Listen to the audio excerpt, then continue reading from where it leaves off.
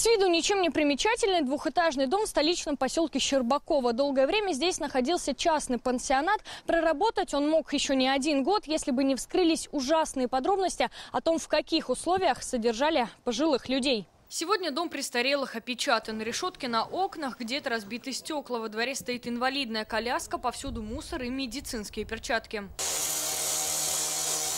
Эти кадры предоставила МВД. На них масштабная межведомственная спецоперация с участием Следственного комитета, полиции и прокуратуры. Дверь правоохранителям не открыли, пришлось ее вскрывать. Внутри здания, как видно по кадрам, зрелище не для слабонервных. В небольшом доме содержали 22 пенсионера. Некоторые были прикованы к кроватям.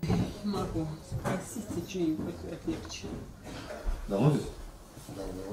Как нам рассказали местные жители, пансионат в доме открыли 4 года назад. На фото видно, повсюду разбросаны вещи, хлеб, продукты лежат рядом с огнетушителем, на полу шприцы. О том, что по соседству пенсионеров содержат в таких условиях, местные жители не подозревали. Все было довольно, так сказать, так скрытно, что ли, можно сказать. И я сам, буквально, говорю же, где-то месяц-полтора назад только узнал. Такая местная бабушка сказала, что вещи принес, а потом уже вот, то, что она говорит, там это не хватает им, типа их, видимо, плохо смотрят, там, кто может тем помочь, там, помогите. Пансионат дело, конечно, хорошее, при условии, что если там нормальный уход за пожилыми, а если смотрят так, это ужасно. Какие цели преследовали организаторы пансионата? Почему содержали пенсионеров в антисанитарии? После обыска дома у местных жителей появились свои догадки.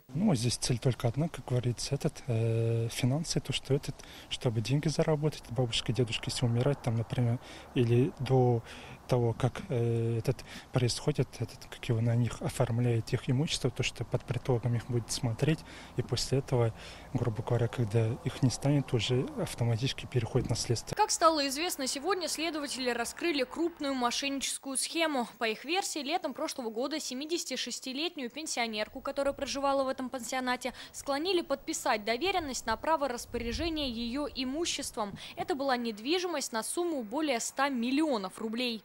В ходе проведенного в пансионате обыска следовательно установлены доказательства совершения противоправной деятельности хозяйкой заведения. Проверку провела и прокуратура. Выявили многочисленные нарушения пожарной безопасности и санитарных норм. Потребовали закрыть учреждения. Хозяйку пансионата задержали. Пенсионеров, которые проживали в этом доме, разместили в больницах Казани. Им оказывают медицинскую помощь. По данным наших источников, у большинства выявили хроническое заболевание. Следственный комитет возбудил уголовное дело. По материалам проверки прокуратуры района в отношении организаторов пансионата возбуждено уголовное дело по статье 238 Уголовного кодекса Российской Федерации «Оказание услуг, не отвечающих требованиям безопасности». Еще одно уголовное дело по статье «Халатность» возбудили в отношении неустановленных должностных лиц полиции. По данным наших источников, в течение 3 лет они получали обращения от жителей. Однако должных мер принято не было. Кроме этого, не проинформировали другие компетентные службы. В ходе расследования по делу о хищении имущества допросили 11 человек,